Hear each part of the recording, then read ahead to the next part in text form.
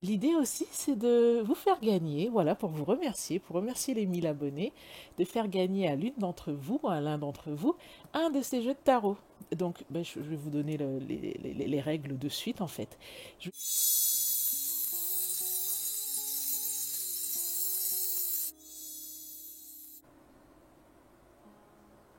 Bonjour tout le monde, bienvenue sur Tarot et Intuition. Alors, oui, vous ne rêvez pas, vous êtes bien sur Tarot et Intuition. Je vous explique dans un instant pourquoi vous voyez tous ces jeux de tarot devant vous. Donc, tout d'abord, alors si vous venez d'arriver sur Tarot et Intuition, pour information, vous retrouvez habituellement, non pas des jeux de tarot comme ça entassés, mais plutôt des guidances, donc des guidances générales et des guidances sentimentales par mois. Donc je vous mettrai un lien pour votre signe astrologique, ainsi que des guidances sur d'autres sujets, sur la méditation, sur des tirages au choix et des présentations de cartes également. Donc voilà. Pourquoi est-ce qu'il y a autant de jeux de tarot aujourd'hui? Parce que nous avons atteint les 1000 abonnés sur la chaîne. Donc merci beaucoup. Merci à toutes les personnes qui viennent, qui reviennent, qui commentent, qui s'abonnent et donc qui sont abonnés. Merci en particulier aux 1000 abonnés. Et pour fêter l'événement, je voulais prendre quand même le temps d'organiser quelque chose et d'organiser un petit jeu. Et en dehors du jeu aussi de vous présenter un petit peu les dessous ou comment dire l'envers du décor un petit peu et de vous montrer quelques-uns de mes jeux de tarot. Donc voilà, alors pourquoi est-ce qu'il y a autant de jeux aujourd'hui? Parce que déjà donc on va faire une présentation d'une partie de ma collection de tarot. On va dire que ce sont mes 12 préférés du moment, voilà. Et l'idée aussi, c'est de vous faire gagner, voilà, pour remercier les 1000 abonnés, de faire gagner à l'une d'entre vous, à l'un d'entre vous, un de ces jeux de tarot. Donc, je vais vous donner les règles de suite, en fait. Je vais vous présenter l'ensemble de ces jeux et ensuite, vous, en commentaire, vous pourrez écrire quel jeu vous intéresse le plus et pourquoi.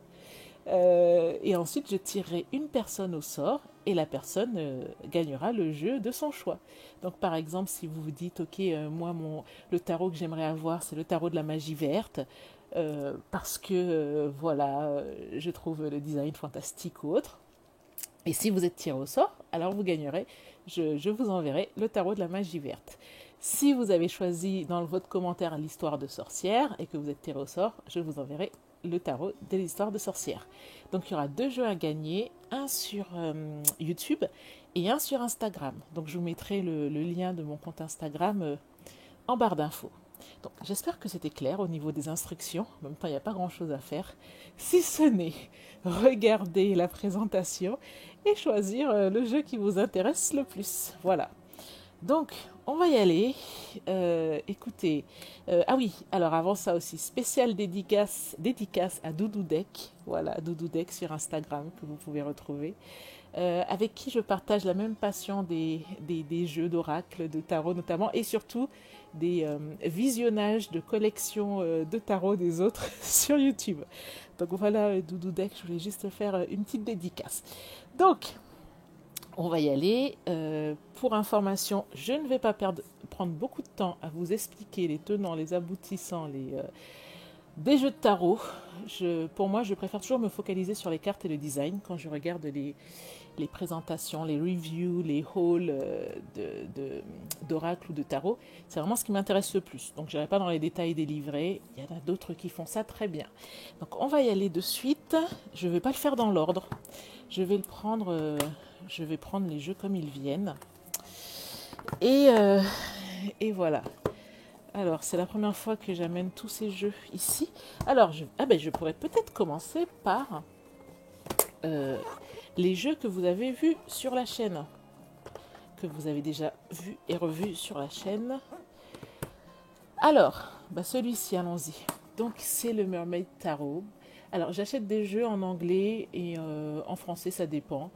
Euh, En vrai, la chose qui me motive le plus, c'est de l'avoir le plus rapidement possible. Donc des fois, il y a des jeux qui ne sont pas traduits, donc forcément, je vais le prendre en anglais. Des fois, il y a des jeux, bon, je savais au départ qu'ils allaient être traduits, mais ne souhaitant pas attendre 6 mois une traduction, je le prends également en anglais. Donc voilà, je vous mettrai également les liens de tous les jeux en barre d'infos si ça vous intéresse. Donc le Mermaid Tarot, c'est l'un de mes préférés. J'aime bien l'utiliser pour les tirages spécial guidance sentimentale, vous avez dû le remarquer. Alors, il vient avec un livret, c'est un très beau coffret, hein. Il vient avec un livret et chaque carte est expliquée dans le livret. Donc, et ce qui est bien aussi, c'est qu'on vous explique les cartes à l'endroit et à l'envers.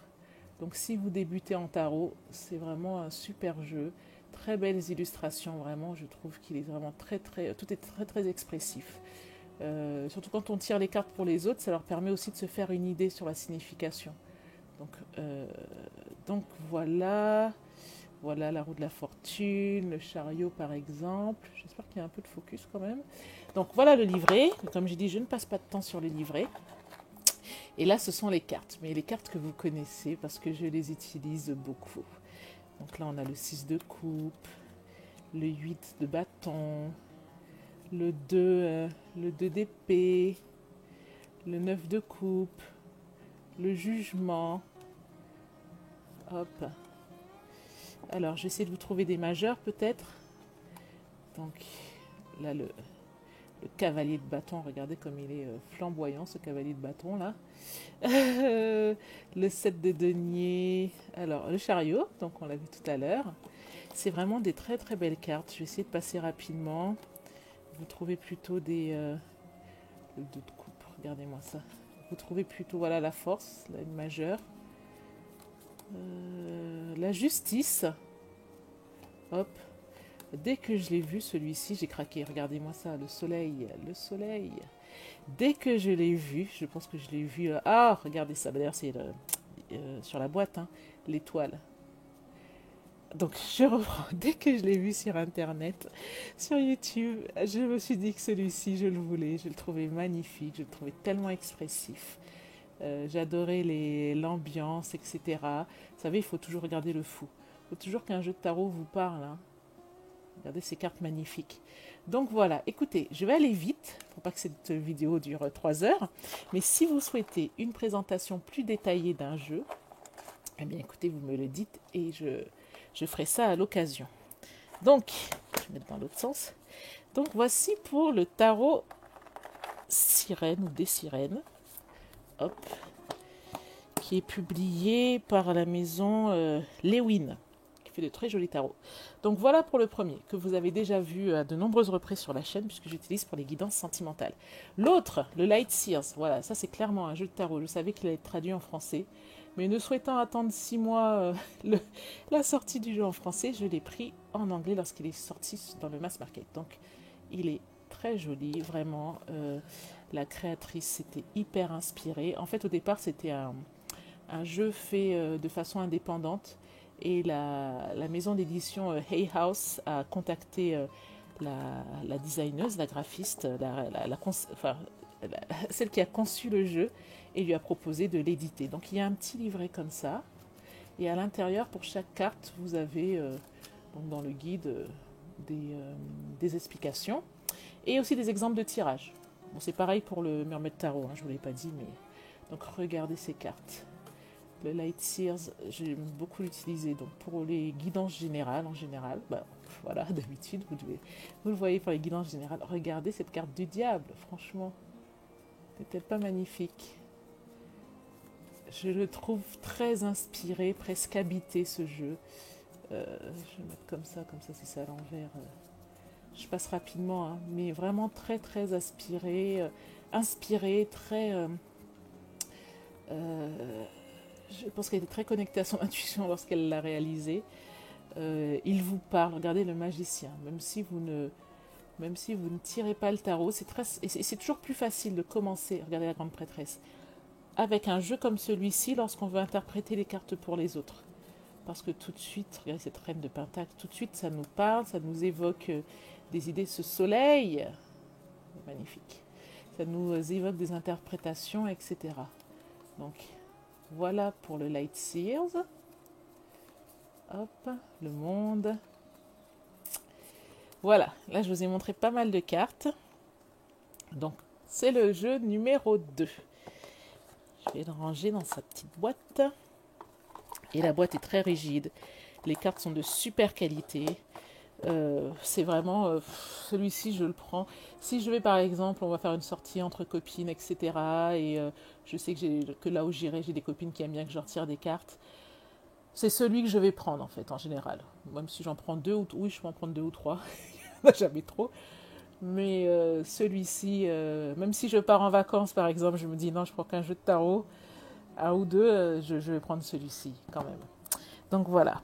Ah, bah, alors un autre que vous avez vu sur la chaîne, que j'aime beaucoup, beaucoup, beaucoup, et je trouve qu'on ne le voit pas suffisamment sur YouTube, c'est le tarot pré-raphaélite. Bon, alors la boîte n'est pas terrible, hein, c'est de l'Oscarabeo, mais en même temps, c'est pas grave que la boîte ne soit pas terrible, parce que ce n'est pas ce qu'on lui demande.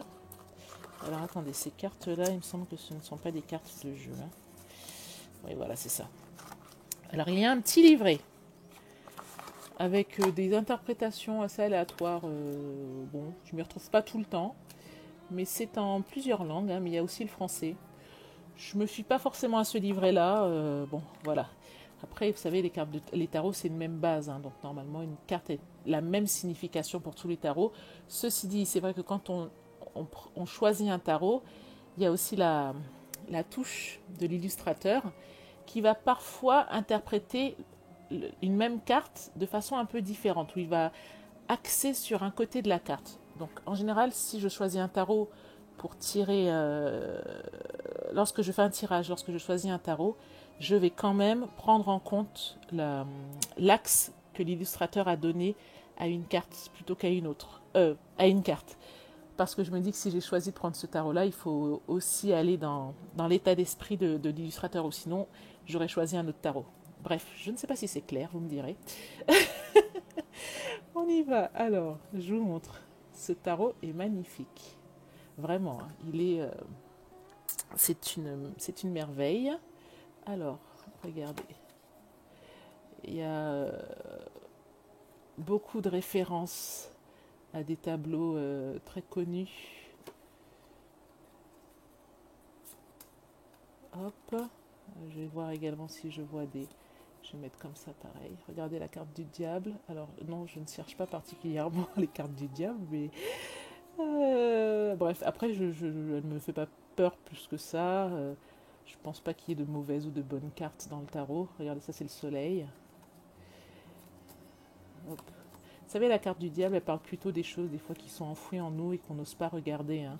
Ça parle aussi de nos schémas limitants, ça parle de nos vieux démons, ça parle de nos peurs, etc. Donc, il ne faut pas forcément en avoir peur. Voilà, la carte de l'étoile. Regardez-moi cette carte magnifique. Franchement. Alors oui, ce tarot, comme je vous disais, là c'est le chariot. Je trouve qu'on ne le voit pas suffisamment. Bon, après, tant mieux ou pas, mais... disons qu'on ne lui rend pas suffisamment justice, voilà. Parce qu'il est juste magnifique. Et on ne le voit pas beaucoup. Regardez la carte du monde. J'essaye de vous trouver la carte de la mort. Bon, vous allez vous dire après le... Là, c'est le fou.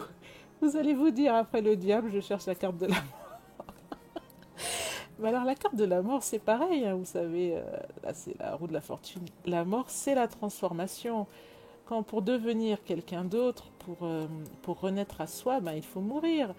Quand le papillon devient papillon, il faut que le ver meure. Donc, il ne faut pas avoir peur non plus de la carte de la mort. Bon, où est-elle? Elle se cache. Oui, cette carte. Je vais vous la montrer parce qu'elle est très belle. Ben, la voici.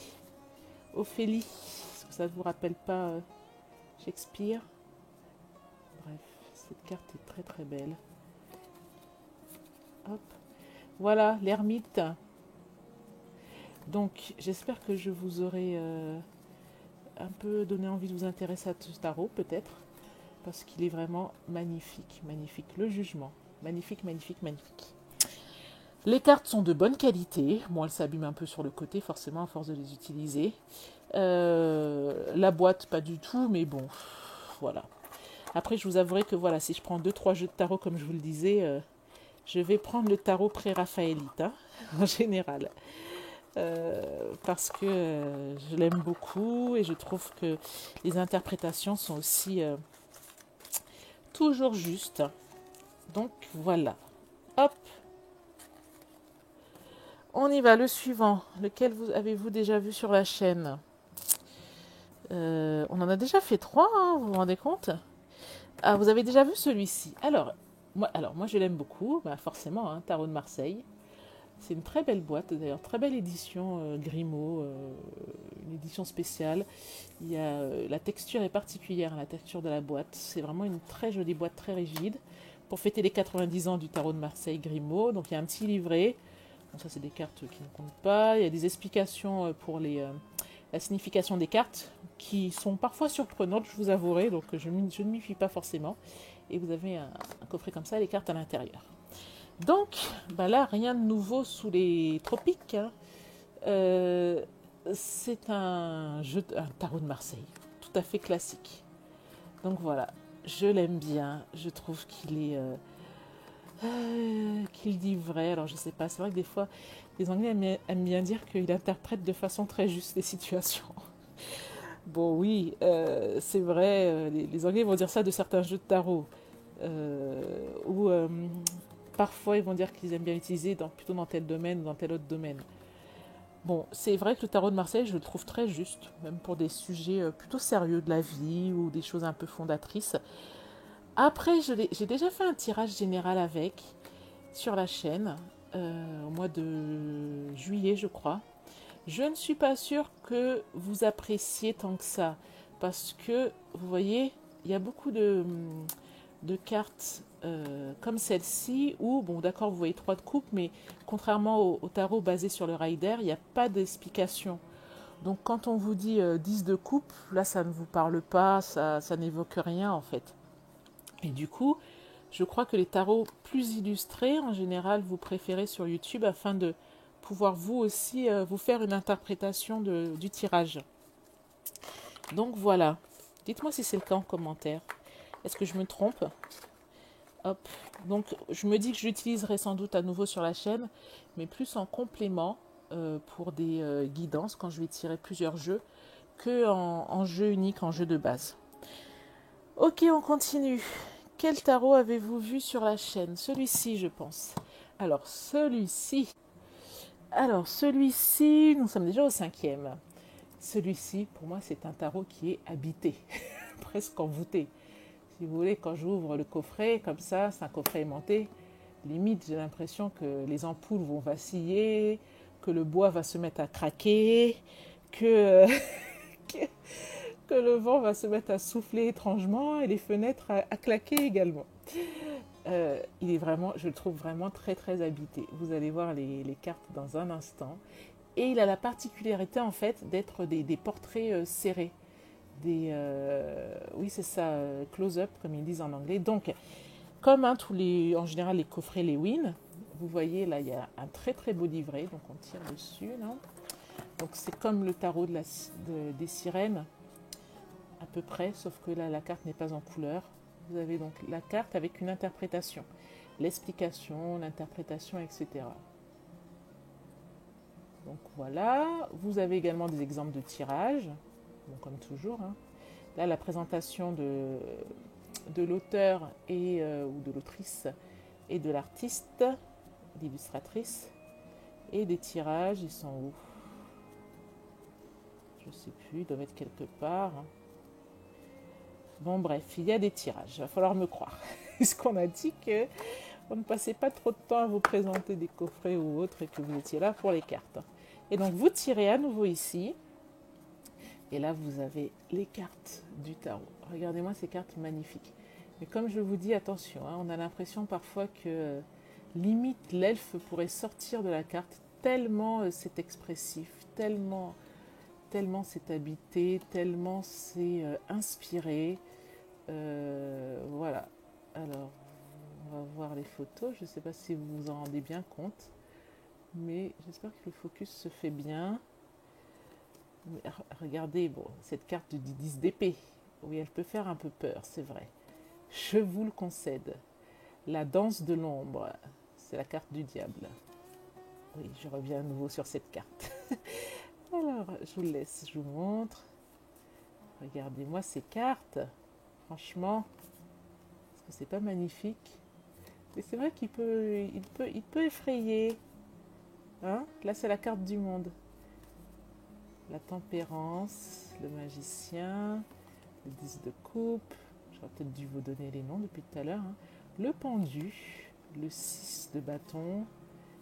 Donc il y a un esprit païen quand même. J'ai d'autres jeux de tarot comme ça. Hein. Dans ceux que je vais vous présenter, vous allez voir. Regardez le monde, c'est pas magnifique? Le 5 de bâton, la grande prêtresse. Regardez-moi cette carte. Hop, franchement, la roue de la fortune. Hop. Le fou.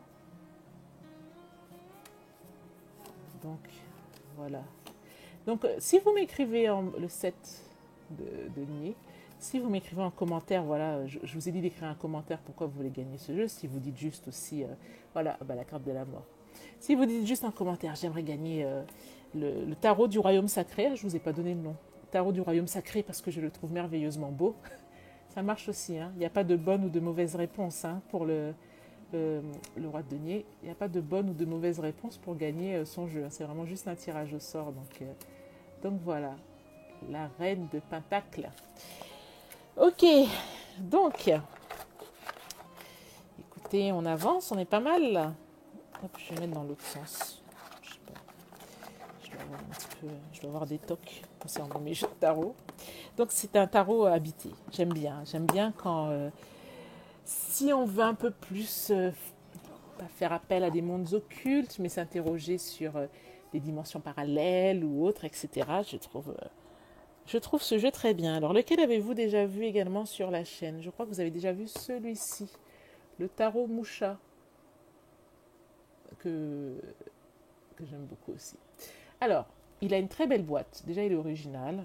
C'est Lo Scarabeo qui fait ça. Donc, c'est Lo Scarabeo qui faisait aussi le tarot pré-raphaélita. Donc, le tarot Moucha, il s'ouvre sur le dessus comme ça. Hop. Et vous avez à l'intérieur, donc, des cartes. Ces cartes-là ne comptent pas. Avec un petit livret. Donc, dans le petit livret, attendez, ces cartes-là comptent. Ça, je le remets dedans. Dans le petit livret, donc, vous avez, il est en couleur. Il est en couleur, mais vous n'avez pas les photos. Hein. Vous avez les noms des cartes. Voilà. Par contre, le tarot Moucha, ah si, il est aussi en français. Mais je crois que la partie en français est moins bien traduite que la partie en anglais. Il y a une partie en anglais devant qui est plutôt très complète et la partie en français est très succincte. Et il y a aussi de l'espagnol et de l'italien, je crois. Et les exemples de tirage. Ça, oui, j'en suis sûre, puisque il y en a d'ailleurs deux que j'aime pas mal dans ce tarot. Donc, le dos du tarot. Je ne vous ai pas forcément présenté le dos des autres tarots, mais bon, c'est pas grave, vous avez compris que je focalisais sur les cartes elles-mêmes. Allons-y, c'est parti. Donc, le tarot Moucha. Vous allez voir, il est là, c'est. Où en sommes-nous là? Là, c'est l'ermite. Oui, que je ne dise pas de bêtises. Donc, regardez ces cartes. La seule petit bémol, je l'aime bien, hein, je le trouve sympa. Par contre, je le trouve farceur comme jeu. Vous voyez, j'utiliserai en complément, mais je ne l'utiliserai pas en tarot unique lors d'un tirage. Oui, je le trouve un peu farceur. Je trouve que des fois, il a des sens cachés. La carte va sortir, donc c'est vrai qu'on a une interprétation. Regardez ce 3 d'épée là. On a une interprétation que tout le monde connaît, mais c'est comme s'il y avait parfois sur cette carte donc un double sens. Et lui, quand la carte sort, c'est pas l'interprétation générale qu'il faut regarder, c'est plutôt le double sens ou le sens caché ou voilà. Oui, il a un petit côté comme ça. Mais alors, le petit bémol, ce serait même pas sur ça. Donc là, c'est le chariot. Cette carte me met un peu mal à l'aise, je vous avouerai. Le petit bémol, la grande prêtresse, c'est que les cartes sont glossy. Elles brillent, elles sont pas mates. J'aurais préféré une texture un peu mate. Vous voyez, là, ça fait un petit peu plasticky, un peu glossy. Bon, après, c'est un très joli jeu, hein, ceci dit.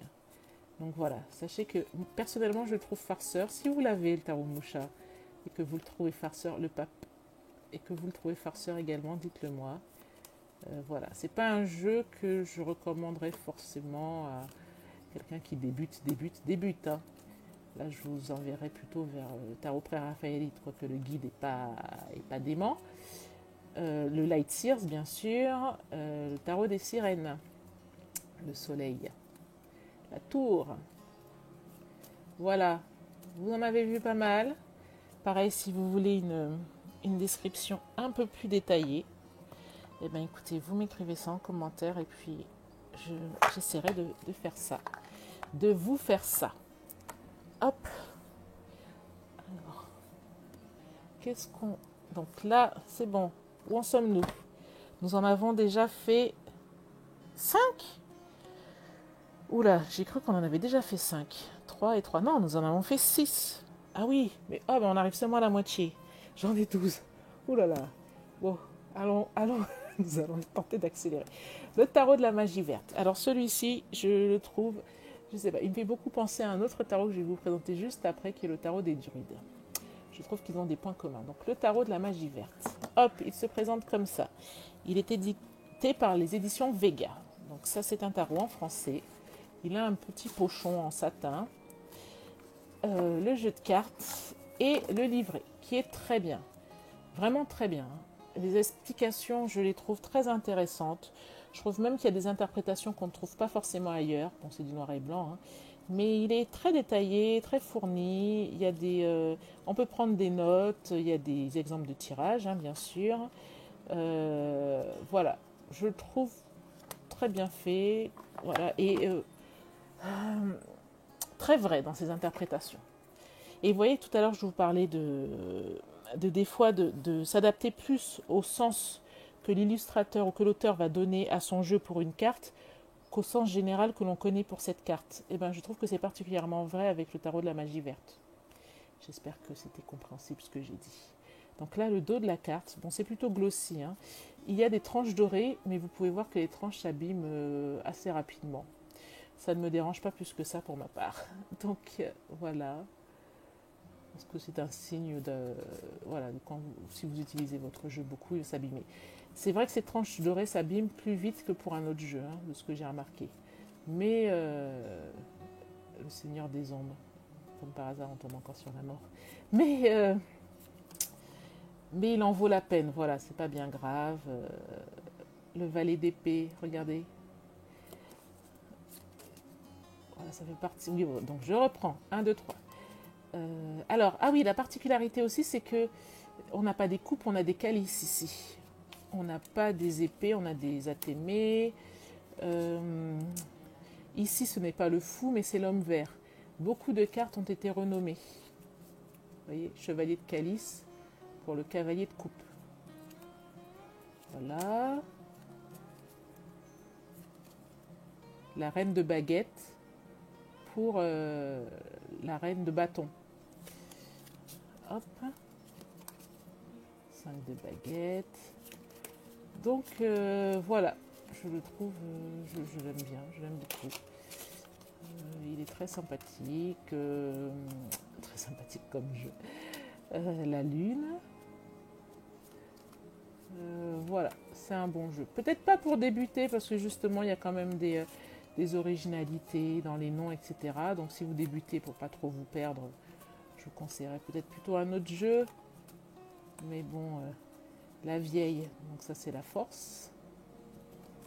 Vous voyez quand même, écrire la force, la vieille, le dieu cornu pour le pape. Comprenez que si vous débutez, c'est pas... Alors vous pourrez tirer bien sûr des cartes avec ça, mais si vous voulez apprendre le tarot... Alors non, excusez-moi, le grand prêtre, c'est le pape, et tout à l'heure, le dieu cornu, c'était... oh là là, j'ai un trou. 1, 2, 3. Le dieu cornu, c'était l'empereur, voilà, c'est ça. Oh là là. Ben, vous voyez, même quand vous avez l'habitude, donc là c'est l'empereur, même quand vous avez l'habitude, et là c'est le pape, même quand vous avez l'habitude de tirer des cartes, ça peut vous induire en erreur quelque part. Ça fait un moment que vous ne l'avez pas repris. Donc voilà, je recommande à ceux qui aiment collecter la grande prêtresse, magnifique. Je le recommande aux personnes qui aiment collectionner les jeux de cartes, mais pas forcément aux grands débutants, grandes débutantes. Voilà. Je pense que vous en avez vu suffisamment. Ok, c'est parti. La suite. Donc, je le remets dans son coffret. Hop, on y va. Lequel avez-vous vu? Non, on va d'abord faire l'autre. Donc, je vous disais, ce jeu me faisait penser à un autre jeu qui est le Tarot des Druides, qui est une traduction d'un jeu en anglais que j'aime beaucoup aussi. Alors, celui-ci, je l'ai pris vraiment par hasard. Alors, parce qu'il y a des jeux que j'observe sur Internet, pour lesquels je regarde beaucoup de vidéos de présentation en me disant ok, il me faut celui-ci, etc. Surtout quand ce sont des jeux en anglais, parce que vous n'allez pas pouvoir les trouver chez Cultura ou à la Fnac ou ailleurs. Parce que par exemple, ce jeu-là, vous voyez le Tarot des Druides, j'ai trouvé dans une petite librairie qui vendait des jeux de tarot, etc. Et c'est vraiment parce qu'en fait, j'étais dans une petite librairie et que c'est bien d'encourager aussi les libraires indépendants, etc., que je me suis dit, ah bah tiens, c'est un signe du destin, il faut que je prenne un tarot ici. Et le tarot des druides, auquel je n'avais pas vraiment prêté attention auparavant, était là, et je peux vous dire que je suis ravie de l'avoir acheté. Donc, alors, petit bémol par contre, c'est que les cartes sont quand même très grandes par rapport à des cartes classiques. Regardez le tarot pré-raphaélite, regardez la largeur des cartes par rapport à celle-ci. Si vous avez des petites mains, mesdames, et que vous avez du mal avec les très grands jeux de cartes, celui-ci ne sera peut-être pas pour vous. Donc, bon, je vous montre quand même les livrets. Alors,